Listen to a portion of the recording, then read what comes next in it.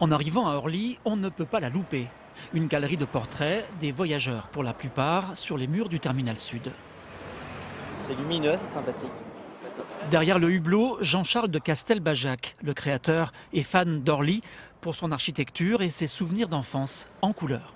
Même chromatiquement, je me souviens très bien que mon premier voyage, quand j'avais 5 ans, le jaune explosif des gilets de sauvetage, le rouge des camions de pompiers sur le tarmac. Moi, je venais d'une ville quand même qui est Casa, c'était une ville toute blanche.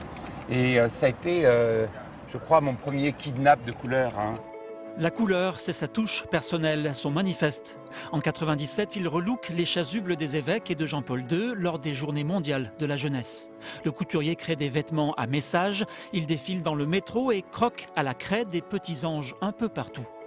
On ne s'étonnera pas de le retrouver sur les murs d'un aéroport, en mode portrait de ceux qui y passent ou y travaillent. Les dessins, ils ressemblent pas beaucoup. Oui, je sais. C'est une intention. Voilà. En 3 minutes, une rencontre, un portrait. Naïm, au revoir. Au revoir. À bientôt. Quelques mots échangés, des impressions, même pas le temps de rater un avion. Il est gentil le monsieur, t'as vu comme il fait des beaux dessins? Moi j'ai de la chance, j'ai le droit de dessiner sur les murs. C'est une grande On chance. pensait pas rencontrer un artiste en prenant l'avion. Je pense que chaque histoire, je vais me l'approprier comme si elle était mienne. Donc je vais essayer d'en faire des cristallisations sentimentales, comme disait Stendhal. Et puis ensuite de les mettre tout ensemble et que ça raconte une jolie aventure.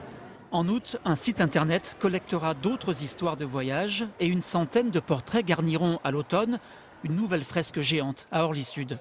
Actuellement, 85 000 personnes se croisent chaque jour. Des séparations, des retrouvailles entre ciel et terre.